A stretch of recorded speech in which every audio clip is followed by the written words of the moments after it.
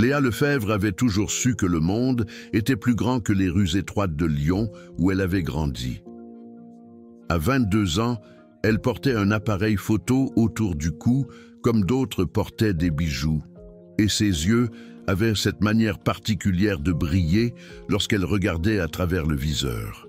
Pour Léa, la photographie n'était pas un passe-temps, mais une langue plus universelle que le français, l'arabe ou l'anglais. Elle pouvait raconter des histoires sans dire un mot. Chaque image était une fenêtre sur une autre âme, un autre moment, une autre vérité. Ses parents, Thomas et Marie Lefebvre, s'étaient résignés depuis longtemps à ce que leur fille unique ne suive pas le chemin traditionnel. Pas d'emploi sûr dans une banque, pas de vie prévisible en banlieue. Léa rêvait de lumière et d'ombre, de visages étrangers et d'horizons inconnus. Après son diplôme à l'école des Beaux-Arts, elle avait travaillé pendant 1 an dans différents studios de photographie à Paris, photographiant des mariages, couvrant des campagnes publicitaires, réalisant des portraits. Mais il manquait quelque chose. La routine l'étouffait. Les mêmes décors, les sourires forcés, les scènes parfaitement éclairées, sans émotion véritable.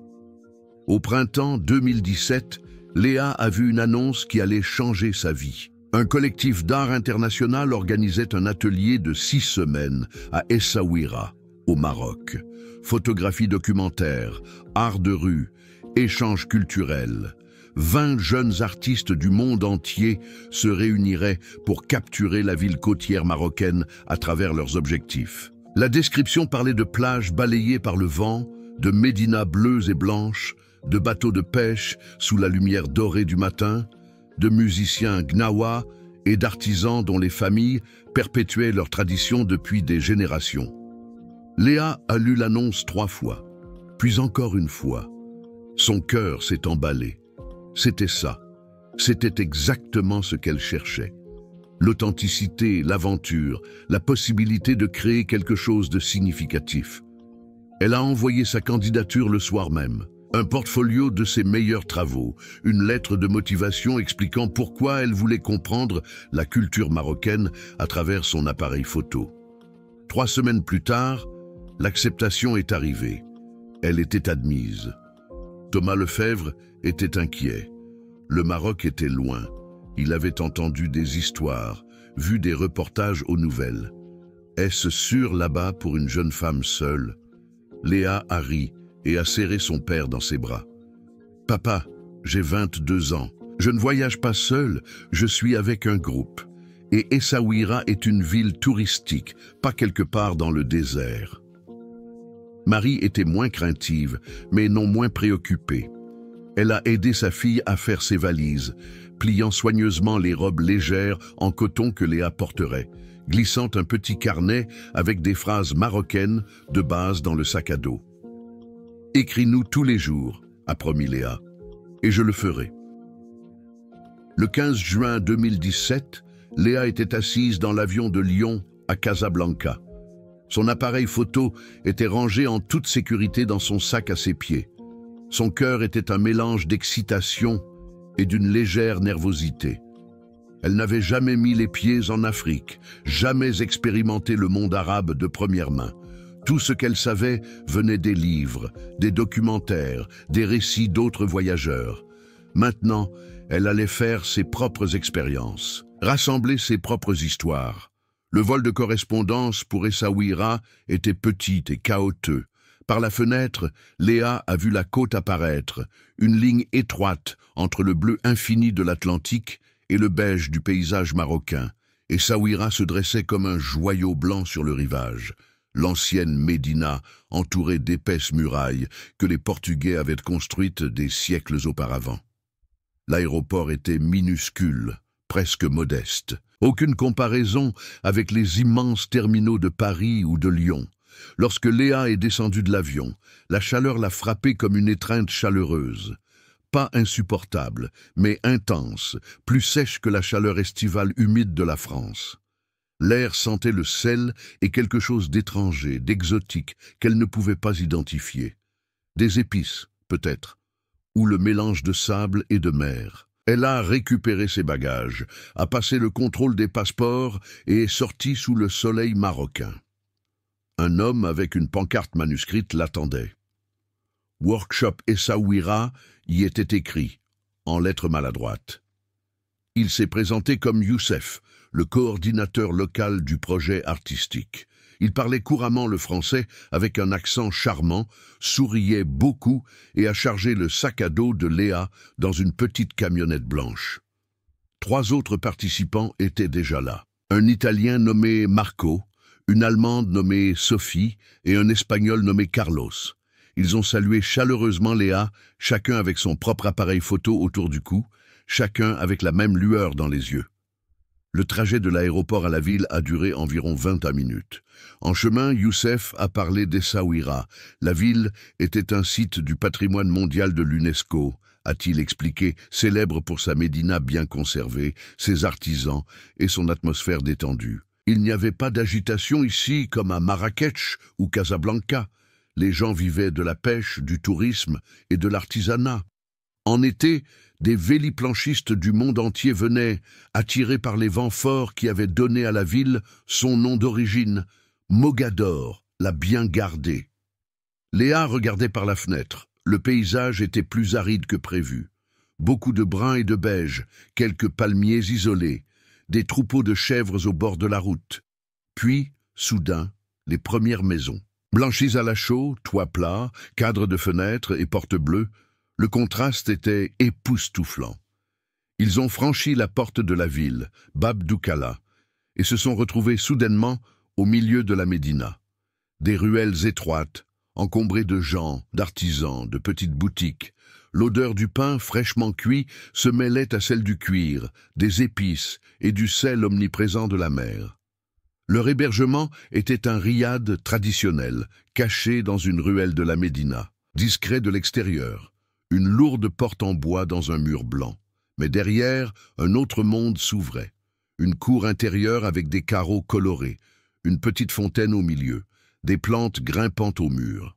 Les chambres étaient réparties sur 2 étages autour de la cour. Léa partageait une chambre avec Sophie, l'Allemande. 2 lits simples, une armoire, une petite fenêtre donnant sur les toits de la Médina. C'était parfait. Le soir, tout le groupe s'est réuni dans la cour. 20 jeunes de France, d'Allemagne, d'Italie, d'Espagne, d'Angleterre, des Pays-Bas, même une japonaise nommée Yuki et un Brésilien nommé Raphaël. Chacun avait sa propre histoire, sa propre raison d'être ici. Mais tous partageaient la même passion. Youssef a expliqué le déroulement des prochaines semaines. Le matin, ils exploreraient ensemble différentes parties de la ville, guidés par des artistes et photographes locaux. L'après-midi, ils auraient du temps pour leur propre projet. Le soir, ils discuteraient de leur travail, donneraient leur avis, apprendraient les uns des autres. Léa a immédiatement senti l'énergie dans le groupe. Tout le monde était ouvert, enthousiaste, prêt à partager. Sophie a raconté qu'elle venait de Hambourg et était spécialisée dans la photographie d'architecture. Marco de Milan aimait les portraits. Carlos de Barcelone documentait les mouvements sociaux.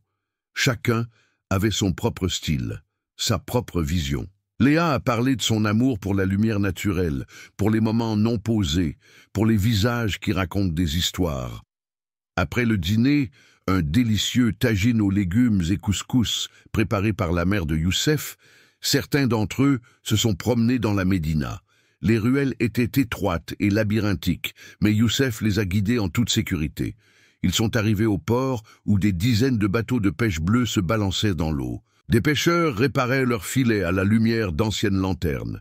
Des mouettes criaient au-dessus de leurs têtes. L'Atlantique s'étendait sans fin devant eux, sombre et mystérieux au crépuscule. Léa a pris sa première photo au Maroc. Un vieux pêcheur, son visage profondément ridé par le soleil et l'eau salée, les mains occupées par un filet. Il ne regardait pas l'appareil photo, ne remarquait même pas qu'il était photographié. C'était un moment parfait, authentique, sans artifice, honnête. Sophie se tenait à côté d'elle et hochait la tête en signe d'appréciation. « Ça va être bien », a-t-elle dit doucement. Ils sont rentrés tard au riad, épuisés, mais heureux. Léa a envoyé un court message à sa mère. « Bien arrivé. Essaouira est magnifique. Le groupe est super. Je me sens en sécurité et bienvenue. Le travail commence demain. Je t'aime. » Elle s'est allongée dans son lit étroit, a entendu Sophie ronfler doucement à côté et a fermé les yeux. Une brise salée soufflait par la fenêtre ouverte. Quelque part au loin, elle entendait de la musique, des rythmes gnawa, profonds et hypnotiques. Les premiers jours se sont écoulés comme un rêve. Chaque matin, après le petit déjeuner, café marocain fort et pain frais avec huile d'olive et miel, ils partaient pour de nouvelles aventures. Youssef les emmenait dans des coins cachés de la Médina qu'aucun touriste ne voyait habituellement. Des ateliers où les artisans sculptaient le bois de tuya, leurs mains habiles et précises. Des teintureries où des tissus colorés pendaient dans de grandes cuves. Des boulangeries où les femmes cuisaient du pain selon des techniques ancestrales. Léa a tout photographié. Les mains, les visages, les textures, la lumière. Elle a appris à éviter la lumière crue de midi et à utiliser les heures dorées, tôt le matin et tard l'après-midi, lorsque le soleil baignait les murs blancs de ton chaud. Elle a appris à être respectueuse, à toujours demander avant de prendre un portrait. La plupart des gens étaient amicaux, curieux, parfois timides, mais souvent disposés à partager leur histoire. Le soir, ils s'asseyaient tous ensemble sur la terrasse, sur le toit du riad, regardant par-dessus les toits de la Médina jusqu'à la mer.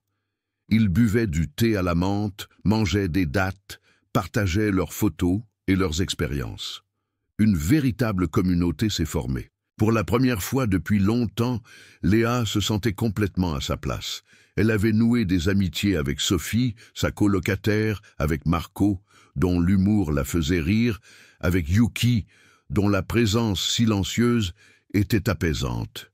Le 7 juillet, 3 semaines après son arrivée, Youssef a annoncé quelque chose de spécial. Un festival aurait lieu le week-end suivant. Un feu de joie traditionnel sur la plage, plus au sud, dans un petit village appelé Sidi Kaouki, à environ 20 km d'Essaouira. Des musiciens locaux se produiraient, il y aurait des grillades, de la danse, des célébrations. C'était une merveilleuse occasion de découvrir la culture marocaine en dehors des centres touristiques. Tout le groupe de l'atelier était invité. Tout le monde était enthousiaste. Sophie a suggéré qu'ils partent tôt pour photographier le coucher de soleil sur la plage. Sidi Kaouki était connu pour sa côte sauvage et préservée, parfaite pour des clichés de paysages dramatiques. Léa a immédiatement accepté. Elle avait déjà tellement de photos de la Médina, du port, des gens, une plage au coucher du soleil, avec de la musique et du feu. Cela ressemblait à la conclusion parfaite pour son travail ici. Les jours suivants, tout le groupe ne parlait que de ça. Qu'allait-il porter? Quel équipement allait-il emporter? Youssef a organisé 2 minibus pour le transport. Il a souligné à plusieurs reprises qu'ils devaient rester ensemble en groupe, surtout après la tombée de la nuit.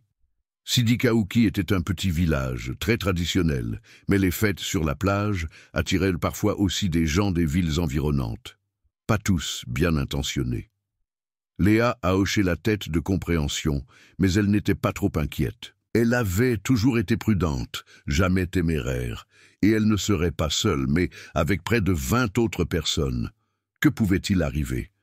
Le matin du 9 juillet, elle a emballé son appareil photo, une bouteille d'eau, une veste légère pour l'air frais de la nuit au bord de la mer. Elle a enfilé une longue robe en coton, respectueuse et confortable, avec des sandales. Elle a attaché ses cheveux en un chignon lâche. Sophie l'a regardée et a souri. « Tu ressembles à une locale », a-t-elle dit. Léa a ri. J'en doute. Mais elle se sentait à l'aise. Elle se sentait prête. Prête pour une nuit pleine de musique, de lumière et de nouveaux souvenirs. Elle n'avait aucune idée que cette nuit allait tout changer, que le coucher de soleil qu'elle voulait tant photographier serait le dernier qu'elle vivrait en tant que la personne qu'elle était. Innocente, confiante, pleine d'espoir. Les minibus sont partis à l'heure, à 15 heures. Le trajet les a menés le long de la côte, passant devant de petits villages et des plages infinies, La mer à gauche, sauvage et écumeuse, le désert à droite, doré et silencieux. Léa a filmé par la fenêtre, capturant l'instant. À côté d'elle, Marco fredonnait une mélodie italienne. Sophie somnolait les yeux fermés. Tout était paisible, tout était parfait. Personne ne se doutait de ce qui allait arriver. Sidi Kaouki est apparu à l'horizon comme un mirage. D'abord juste quelques taches blanches au milieu du paysage beige, puis lentement reconnaissable comme une petite colonie. Pas une ville, pas même un vrai village. Plutôt un ensemble de bâtiments bas accrochés à la côte, comme s'ils ne voulaient pas être emportés par le vent. Et il y avait beaucoup de vent ici. Léa l'a senti dès qu'elle est descendue du minibus. Il tirait sur sa robe, fouettait ses cheveux sur son visage, apportant l'odeur du sel et des algues. La plage était époustouflante, pas comme les plages touristiques d'Essaouira, avec leurs chaises longues et leurs cafés. C'était sauvage, intact, sans fin. Le sable doré s'étendait sur des kilomètres dans les deux sens, interrompu seulement par des formations rocheuses sombres qui émergeaient de la mer comme des géants endormis. Les vagues étaient hautes et puissantes, se brisant en écume blanche sur la plage. Au loin, on apercevait quelques véliplanchistes, de minuscules points sur l'océan immense. Youssef a conduit le groupe vers un petit ensemble de tentes et d'abris de fortune, à une centaine de mètres de l'eau. C'est là que le festival aurait lieu. Déjà, en fin d'après-midi, quelques habitants s'affairaient aux préparatifs. Du bois était empilé pour un grand feu de joie. Quelqu'un testait une sono, d'où a soudainement retenti de la musique gnawa traditionnelle avant de se taire à nouveau. L'odeur de poisson grillé et d'épices flottait déjà dans l'air. Sophie a tiré Léa par le bras. « Viens, allons jusqu'à l'eau avant le coucher du soleil. » La photographe a hoché la tête avec enthousiasme. La lumière était parfaite. L'heure dorée commençait juste. Elles ont attrapé leurs appareils photos et ont couru vers la plage, pieds nus sur le sable chaud. Marco et Carlos les ont suivis, chacun désireux de capturer l'instant. L'heure suivante s'est écoulée dans un tourbillon de couleurs et de lumière. Le ciel s'est transformé du bleu clair à l'orange, puis au rose profond et enfin au rouge flamboyant. Le soleil s'enfonçait lentement dans la mer, une boule rougeoyante parfaite à l'horizon. Léa a pris des dizaines de photos. Silhouettes d'enfants jouant sur la plage. Un pêcheur solitaire jetant son filet, les vagues se brisant encore et encore, capturées au moment où l'eau devenait écume. Elle se sentait vivante, complètement présente. C'était exactement pourquoi elle était devenue photographe. Ces moments où le monde s'alignait parfaitement pendant une seconde et où il suffisait d'appuyer sur le déclencheur pour capturer l'éternité. Sophie se tenait à côté d'elle, souriait, prenait également ses photos. Pendant un moment, tout était silencieux, seul le bruit de la mer et le clic des appareils photos. Lorsque le soleil a complètement disparu et que le crépuscule s'est installé, ils sont retournés au festival. Entre-temps, de nombreuses personnes s'étaient rassemblées. Le groupe de l'atelier était là, 20 visages internationaux, mais aussi des dizaines d'habitants locaux. De jeunes hommes des villages environnants, quelques familles avec enfants, quelques touristes qui résidaient visiblement dans l'un des petits camps de surf à proximité. L'atmosphère était détendue, amicale, accueillante. Le feu de joie a été allumé. Les flammes montaient en flèche, projetant des ombres dansantes sur les visages des spectateurs. Quelqu'un a commencé à jouer du tambour, un rythme profond et hypnotique. D'autres se sont joints, claquements de mains, chants, les sons métalliques caractéristiques des krakeb, les castagnettes traditionnelles gnawa. La musique était différente de tout ce que Léa avait jamais entendu, primitive et pourtant complexe, obsédante, presque hypnotique. Youssef distribuait des assiettes de poissons grillés, de brochettes de légumes, de pain frais. Sa mère et quelques autres femmes d'Essaouira avaient préparé le repas. Le goût était fantastique, assaisonné de cumin, de coriandre, de citron. Léa mangeait avec appétit, buvant du thé à la menthe fort et sucré dans de petits verres. Autour d'elle, les gens riaient, racontaient des histoires, dansaient déjà au son de la musique. Sophie se pencha vers elle. « C'est incroyable, n'est-ce pas ?» Léa hocha la tête, la bouche pleine. Absolument incroyable. Marco avait posé son appareil photo et dansait déjà, ses longs bras se balançant sauvagement en l'air. Quelques jeunes filles marocaines riaient de ses mouvements maladroits, mais pas méchamment. Tout était de bonne humeur, chaleureux, communautaire. La nuit est tombée complètement. Le ciel s'est transformé en une mer d'étoiles, plus que Léa n'en avait jamais vu. Pas de pollution lumineuse ici, seulement l'obscurité du désert et le scintillement du feu. La musique est devenue plus forte, plus intense. Plus de gens affluaient, attirés par le son des tambours et la lueur des flammes. Il était difficile de dire combien ils étaient maintenant. 50, 100. Dans l'obscurité, les frontières s'estompaient. Léa dansait, pas bien, mais avec enthousiasme. Sophie à côté d'elle, Yuki avec son sourire tranquille, même Raphaël, le Brésilien habituellement timide, bougeait au rythme. La chaleur du feu, la brise fraîche de la mer, la musique vibrant à travers son corps. Tout se fondait en une seule expérience intense. Elle se sentait en sécurité, entourée d'amis, portée par l'énergie de la foule. Vers 22 heures, elle a remarqué que sa bouteille d'eau était vide. La danse, la chaleur du feu, elle avait soif. Elle a fait signe à Sophie qu'elle allait chercher à boire. Sophie a hoché la tête, absorbée par une conversation avec un surfeur français qu'elle venait de rencontrer. Léa s'est frayé un chemin à travers la foule dansante jusqu'au bord du festival, où Youssef avait installé une glacière avec des boissons. Arrivée là, elle a trouvé la glacière presque vide. Il ne restait que de l'eau tiède. Youssef se tenait un peu plus loin, absorbé par une conversation avec un homme plus âgé. Léa ne voulait pas le déranger. Elle s'est souvenue que les minibus étaient garés à proximité. Peut-être qu'un des chauffeurs avait encore des provisions. Elle s'est dirigée vers l'endroit où ils avaient garé les véhicules, à une 50aine de mètres de l'activité principale. L'obscurité était plus épaisse ici. Le feu n'était plus qu'une lueur orange au loin. La musique étouffait. Léa a sorti son téléphone pour utiliser la lampe de poche. Le faible faisceau éclairait le sol sablonneux devant elle. Les bus étaient abandonnés. Elle a essayé la porte du premier verrouillée, le second également. Aucun chauffeur en vue. Elle a soupiré, s'est retournée pour rentrer, puis elle a entendu des voix d'hommes, en arabe. Elle se rapprochait. Léa s'est figée un instant. Son moi rationnel lui disait que ce n'était probablement que d'autres participants au festival, cherchant également un endroit plus calme. Mais quelque chose dans son ventre se sentait mal à l'aise. L'obscurité, l'isolement, la langue incompréhensible. Elle est retournée rapidement vers le feu. Les voix semblèrent la suivre. Ou se l'imaginait-elle? Elle a accéléré le pas. Son cœur a commencé à battre plus vite.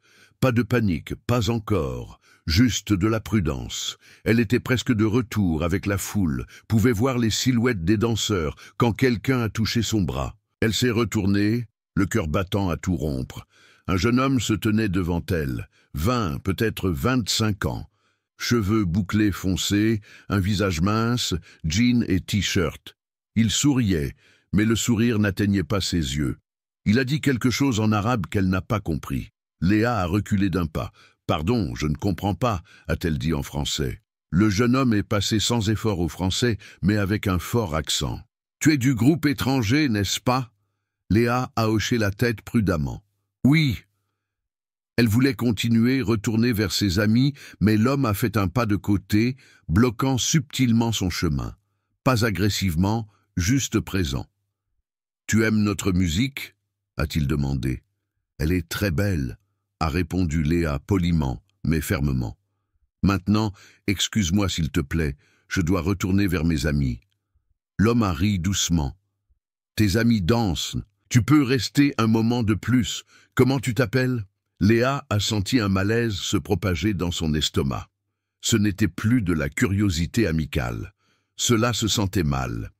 Elle a essayé de le contourner, mais il a bougé à nouveau, ne la retenant pas, mais ne la laissant pas non plus simplement passer. « Léa » a-t-elle dit sèchement. « Et maintenant, vraiment, je dois y aller. » Derrière le jeune homme, deux autres silhouettes ont émergé. De jeunes hommes aussi, du même âge, des vêtements similaires. Ils parlaient entre eux en arabe, jetant à Léa des regards qu'elle ne pouvait pas interpréter. L'un d'eux a ri. Léa a senti une peur véritable monter en elle. Ce n'était pas bon. Elle était seule, dans l'obscurité, entourée de 3 hommes étranges qu'elle ne comprenait pas et qui ne la laissaient pas partir. « S'il vous plaît », a-t-elle dit plus fort cette fois, sa voix plus ferme qu'elle ne se sentait. « Laissez-moi passer. » Le premier homme a levé les mains de manière défensive, comme si ce n'était qu'un malentendu. « Calme-toi, on veut juste te parler. Tu es jolie. D'où tu viens? La France ?» Léa a ignoré la question et a fait un pas déterminé sur le côté, essayant d'utiliser l'espace entre les hommes. Elle était presque passée quand l'un d'eux a attrapé son poignet. Pas fermement, pas douloureusement, mais le contact a suffi. Léa a arraché son bras et a crié, un cri fort et perçant qui a déchiré la nuit. La musique du feu était trop forte, personne ne l'entendrait, mais elle a crié quand même, par instinct, par peur.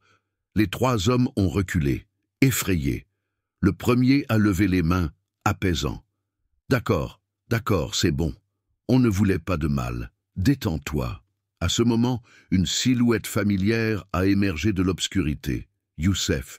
Il a couru vers elle, son visage inquiet dans la faible lumière. « Léa, qu'est-ce qui s'est passé ?» Elle a pointé une main tremblante vers les 3 hommes. « Ils ont essayé... Ils ne voulaient pas... Ils ne me laissaient pas partir. » Youssef s'est immédiatement tourné vers les hommes et a parlé rapidement et durement en arabe. Sa voix était autoritaire, en colère. Les jeunes hommes ont répondu, gesticulant, essayant d'expliquer. Youssef ne les a pas laissés finir. Il a fait un geste sans équivoque. « Disparaissez. Maintenant. » Les 3 hommes ont hésité un instant, puis se sont retournés et ont disparu dans l'obscurité. Youssef a posé doucement une main sur l'épaule de Léa. « Tu vas bien? Ils t'ont fait mal ?» Léa a secoué la tête, mais ses mains tremblaient encore. « Non. Ils ont juste... Ils ne me laissaient pas partir. Ils m'ont touché. » Youssef a juré doucement en arabe. « Je suis désolé.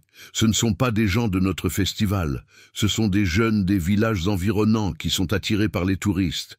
Normalement, il ne se passe rien, mais parfois... » Il s'est interrompu, secouant la tête. « Viens, retournons vers les autres. Tu restes avec le groupe maintenant, d'accord ?»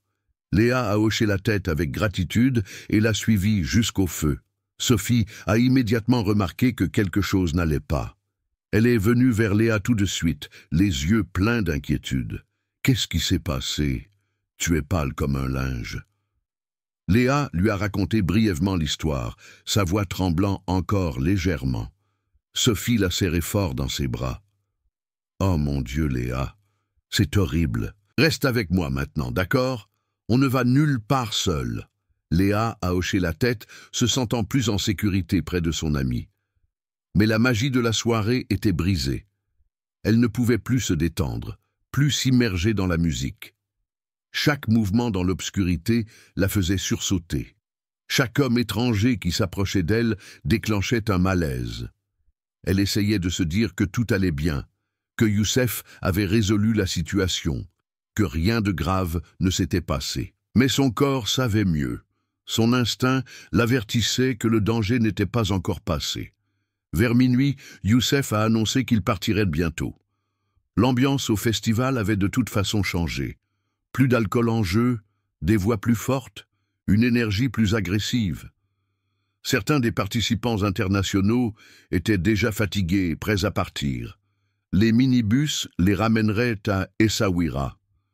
Léa était soulagée. Elle voulait juste s'éloigner d'ici, retourner à la sécurité du riad, dans son lit, dans l'environnement familier de la Médina. Mais alors, quelque chose d'inattendu s'est produit. Sophie est venue vers elle, le visage excité. « Léa, quelques-uns d'entre nous veulent rester un peu plus longtemps. La musique est si bonne, et Marco a rencontré des gens qui veulent nous montrer leur école de surf demain. Tu viens ?» Léa a immédiatement secoué la tête. « Non, je rentre. » Sophie a semblé déçue, mais a accepté. « D'accord, je comprends. Après ce qui s'est passé, fais attention à toi, d'accord ?» Léa est allée au premier minibus où d'autres participants attendaient déjà. Yuki était là, Raphaël, 3 ou 4 autres dont elle ne se souvenait pas immédiatement des noms, tous fatigués, prêts pour le voyage de retour. Ils se sont assis dans le bus, appuyant leur tête contre les fenêtres. Le chauffeur, un homme plus âgé à la barbe grise, a démarré le moteur. Ils ont attendu 10 minutes, 15. Youssef est venu au bus, a frappé à la fenêtre. Un petit problème, a-t-il expliqué. Le deuxième bus est en panne. Nous essayons de le réparer. Cela prendra peut-être une demi-heure. Si vous voulez rentrer, vous devez attendre un peu. Ou vous pouvez changer de bus et partir maintenant, mais ce sera très serré. Léa a regardé les autres passagers. Tous avaient-ils l'air épuisés. Raphaël dormait déjà à moitié. « Que devons-nous faire ?» a demandé quelqu'un. Yuki a dit de sa voix calme. « Je peux attendre, c'est bon. » Les autres ont accepté. Léa se sentait tiraillée. Elle voulait partir, maintenant. Mais une demi-heure, ce n'était pas la fin du monde. Elle a hoché la tête. « D'accord, nous allons attendre. » Youssef a souri, soulagé. « Merci de votre patience. Je vous promets que ça ne prendra pas longtemps. » Il est retourné au deuxième bus, où plusieurs hommes, avec des lampes de poche, se tenaient autour du moteur. Léa est sortie du bus pour se dégourdir les jambes. L'air était devenu frais, la brise marine apportait de l'humidité. Elle a serré sa veste légère autour d'elle et a marché quelques pas, mais est restée en vue du bus. Le festival battait toujours son plein, la musique lui parvenait de manière étouffée. Elle se demandait si Sophie dansait encore, si Marco avait trouvé ses nouveaux amis. Soudain, elle a entendu son nom. Léa, elle s'est retournée. Une femme était là, environ de son âge, en vêtements marocains traditionnels, un foulard coloré. Elle parlait français, mais avec un fort accent. « Tu es Léa, la photographe du groupe ?» Léa a hoché la tête prudemment. « Oui. » La femme a souri gentiment. « J'ai vu tes photos ce soir. Elles sont magnifiques. Je voulais te demander si tu pouvais venir dans notre village demain. Nous avons un petit projet. Cela pourrait t'intéresser. » Léa s'est un peu détendue. Cela semblait anodin, professionnel. Elles ont parlé pendant quelques minutes de photographie, du village de la femme, d'une éventuelle collaboration. La femme était intelligente, intéressée, posait de bonnes questions. Léa a commencé à se détendre. Peut-être que l'incident précédent n'était qu'une exception, un malentendu. Toutes les personnes ici n'étaient pas une menace. La femme a pointé du doigt dans l'obscurité. « Ma voiture est là-bas. J'ai quelques exemples de notre artisanat avec moi, des photos d'anciens projets. Tu veux les voir? Cela ne prend qu'une minute. » Léa a hésité. Elle se souvenait de l'avertissement de Youssef de rester avec le groupe. Mais c'était une femme, pas un homme insistant, et la voiture n'était qu'à quelques mètres. Elle pouvait toujours voir le bus. « D'accord, » a-t-elle dit, « mais juste un instant. » Elle a suivi la femme dans la direction où la voiture était censée être garée. L'obscurité les a engloutis en quelques secondes. Et précisément à ce moment, sans que Léa ne s'en doute, une chaîne d'événements a commencé qui ne pourrait jamais être annulée. La voiture n'était pas là. Léa a suivi la femme sur une trentaine de mètres dans l'obscurité, dépassant les minibus garés, s'éloignant de la faible lueur du feu de joie. Le sable sous ses pieds est devenu plus doux, plus inégal. La musique n'était plus qu'une pulsation lointaine. La femme marchait vite, déterminée, se retournant de temps en temps et souriant d'un air encourageant. Nous y sommes presque, juste un peu plus loin. Puis la femme s'est arrêtée. Léa a regardé autour d'elle. Pas de voiture, rien. Seulement l'obscurité, le sable et au loin la silhouette noire de petites dunes. Un sentiment de clarté glaciale l'a traversée. C'était faux, c'était très faux. Elle s'est retournée, voulant courir en arrière. La femme a attrapé son bras, plus amical, mais fermement. « Attends, tu dois encore voir quelque chose. » Léa s'est arrachée et a couru. Ses sandales ont glissé dans le sable, elle a trébuché, s'est rattrapée. Son cœur battait contre ses côtes. Derrière elle, Elle a entendu des voix, plusieurs, masculines. Elles venaient de différentes directions. Ils avaient été là tout le temps, cachés dans l'obscurité, attendant. La femme l'avait attiré ici, dans un piège. Elle a crié. Un cri désespéré et perçant. Mais la musique du festival était trop forte, le vent trop fort, et elle était trop loin. Personne ne l'entendrait. Quelqu'un l'a attrapée par derrière, un bras autour de sa taille, une main sur sa bouche. Elle s'est battue, a donné des coups de pied, a essayé de mordre. Son appareil photo est tombé au sol, l'objectif se brisant avec un léger craquement dans le sable. Puis, il y a eu un coup. Pas assez fort pour la rendre inconsciente, mais assez fort pour la désorienter. Sa vision s'est brouillée, ses genoux ont cédé. Elle s'est sentie portée plus profondément dans l'obscurité, plus loin de tout. Le dernier souvenir clair que Léa Lefebvre aurait jamais été l'odeur de l'eau salée, mélangée à la sueur et à la peur. Puis la nuit l'a complètement engloutie. Lorsque le soleil s'est levé sur Sidi Kaouki le lendemain matin, il a coloré le ciel de douces nuances de rose. Le vent s'était calmé, la mer était plus tranquille. Les vestiges du festival gisaient éparpillés sur la plage. Bouteilles vides, foyers éteints, assiettes jetées. La plupart des invités étaient déjà partis, rentrés dans leur village, hôtel ou camp de surf. Sophie s'est réveillée avec un mal de tête, sourd. Elle avait dansé jusqu'à 3 heures du matin, puis avait dormi dans l'une des tentes improvisées, avec Marco et quelques autres du groupe de l'atelier. Sa bouche était sèche, à cause de trop de thé à la menthe et de trop peu d'eau. Elle est sortie du sac de couchage et a plissé les yeux dans la lumière vive du matin. Youssef était déjà réveillé, nettoyant la plage avec quelques assistants. Il avait l'air fatigué, mais satisfait. Le festival s'était bien déroulé, pas d'incident majeur.